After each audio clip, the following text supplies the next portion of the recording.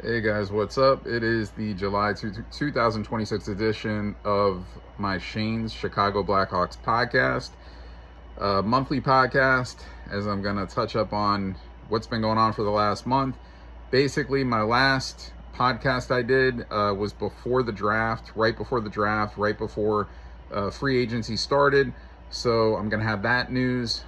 Basically, of course, we all know there was no first round pick for the Blackhawks as they traded the number 4 overall pick, and it went to Buffalo in return for the rights of Bowen Byram and Jordan Greenway. And first, I'm gonna get back to Bowen in a minute, but let's go over the picks.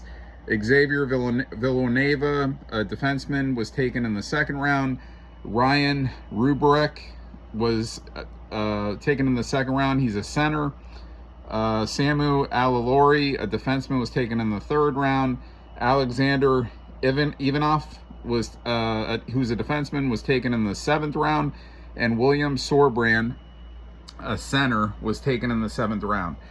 I don't really have much views to give you on these guys. Look, it's like a lot of players in the NHL, especially these large drafts like the NHL, the NFL. You're going to find some steals in later rounds. Maybe. We'll see what happens. Maybe these second round picks pan out. But for now, I think the Blackhawks have a really good team. And the reason why they didn't keep that fourth overall pick and get Byram is because he's proven, and this guy just needs even more minutes, and he's going to produce even much more on that first line with the Blackhawks as a defenseman. That can score also. So, that's the draft. Okay, so then let's get on to the free agency period for the Blackhawks.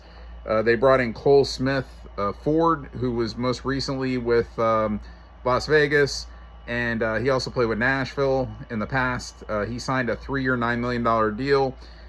He's not a big stat guy for a Ford. I mean, he's not, like a 20-goal guy, or he's not yet been in his career. Maybe he will be going forward, but I think he had like 9 goals last year. But the thing is, he's a tougher guy. He's going to bring that, he's going to bring that physicality. He's going to knock guys around. Those are needed on the team sometimes. Like sometimes, in your bottom lines, you're not going to have all guys that are going to be able to score 20 plus goals a game. I mean, a game, Jesus Christ, that'd be great.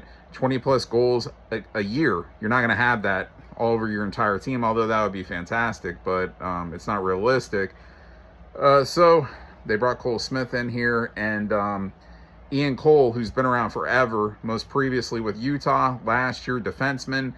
He was signed to a 1-year, $4 million contract.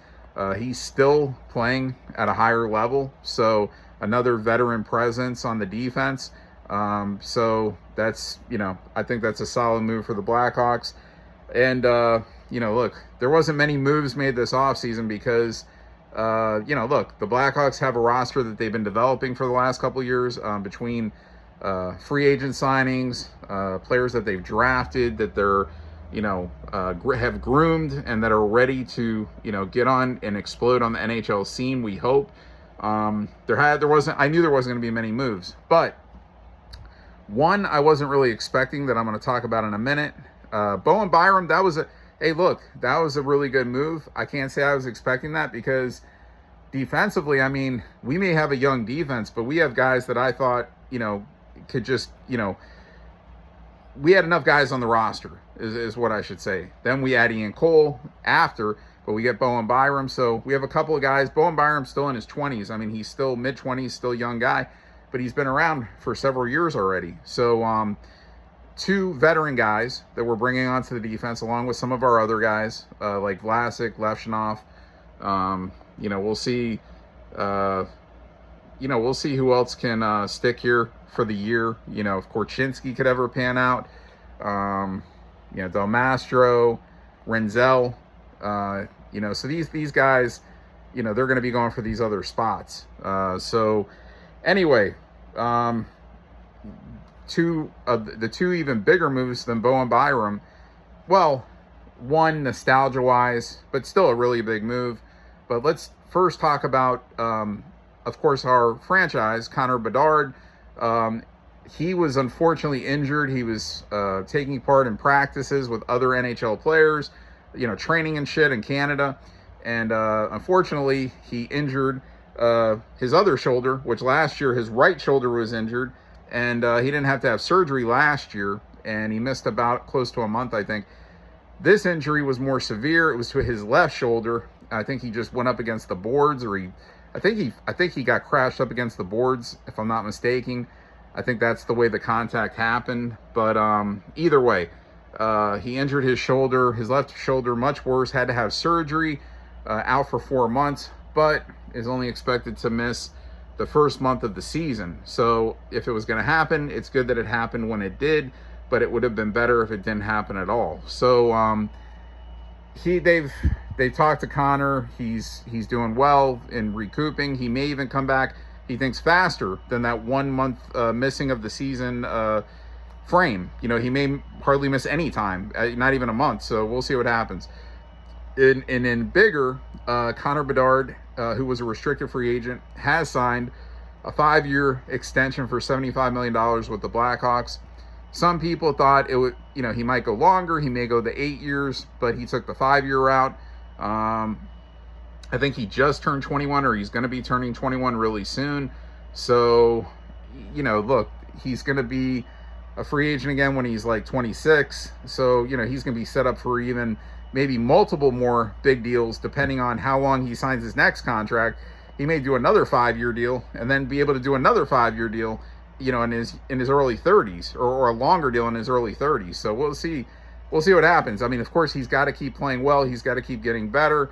But I've got faith in Connor. He needs to stay healthy, though. He needs to start doing some military presses or something for those shoulders, man. Get thicker in the shoulders. And I don't know. That's just kind of a freaky thing that, 2 times both shoulders have been hurt in, the last year. So anyway, look, Connor's here, 5 years, and that's a good thing for the Blackhawks. And an even bigger, little bit more of a surprise to me, because I didn't really expect it. I didn't see it.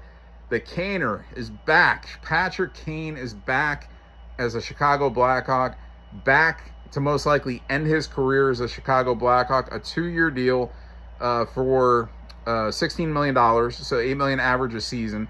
You got some haters crying that, paying Kane $8 million. Bro, he's still over 50-plus points a game last year. And now, with the way that the salary cap is rising in the NHL, $8 million is like what the middle-level players are going to get, production-wise players are going to get, not the elite 100-point-plus player caliber guys. They're making now, 15, 14 million like Connor is, and so, I mean, this is a good contract. And Patrick Kane had teams that wanted him. Buffalo wanted him. He's from Buffalo. They wanted him to come play. I think Toronto. There were several teams. Detroit would have took him back, but it ended up he feels that the Blackhawks have drastically improved the roster, which they have, with young talent and even some veteran talent. Obviously, like Bertuzzi, Donatos and guys like that, and now Byram. So combined with the youth, he saw it as a spot where he said, hey, look, you got to look at it like, hey, I'm just coming back. I miss Chicago. I want to come back and play here to end my career, but I'm coming here to win. That's what he said. So big move, Patrick Kane back. And Jonathan Toews, the rumor, or Patrick Kane, I don't know, he probably wasn't joking, but that he talked to Jonathan Toews, and Jonathan Toews, after retiring, he said he feels a bit jealous that Patrick Kane gets to go back and end his career in Chicago. So then Kane joked with, I don't think it was really a joke, but said to Toews, well, maybe you can just come back for one more season. Maybe you'll decide to play one more year and sign here in Chicago. And Toews said he's thinking about it. So now they asked the general manager Davidson about it, and he's like, well, 1-day contract is a very good possibility, so he could retire a Chicago Blackhawk.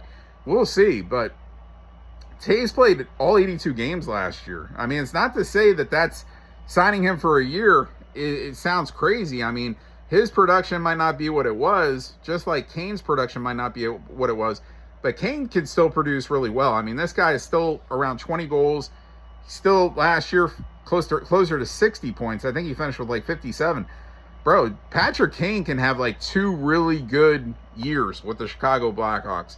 So, hey, look, I'm happy. I don't know if this is it for the offseason. If it is, I think they got enough, man. Like Kanserov coming from Russia and Frondell going to have his first full season here with the Blackhawks. I think that kid is going to be a star. Kanserov scored great in Russia in the KHL. I think that kid is going to be really good for the team. Nazar is going to improve. Connor is going to improve, and Oliver Moore and Nick Lardis. I mean, bro, they got so many young guys that have potential that you just need to let play and show what they can do, man. That's plain and simple. I mean, so I have faith in this team. I think they have. I thought even last year they had a really good shot for the playoffs. It didn't happen. It started off looking like it could happen, the way they started off the season. But as the season started going, guys got hurt. You know, especially Connor missing near a month. And that kind of fucked that up from happening. But this team's got a really good chance to get to the playoffs. And if you get in, you got a chance. That's it. You got a chance. And you got to win 16 games. Now we're playing 84 games this year, okay? So it goes from 82 to 84. So I believe the season is starting the very end of September. And look, my next episode, we'll talk a little bit more about going into the starting the season. Because we're going to be in August. We're only going to be about a month away. That's all I got, guys. I could sit here and if you hear my previous videos, I just keep saying I love the potential of this team.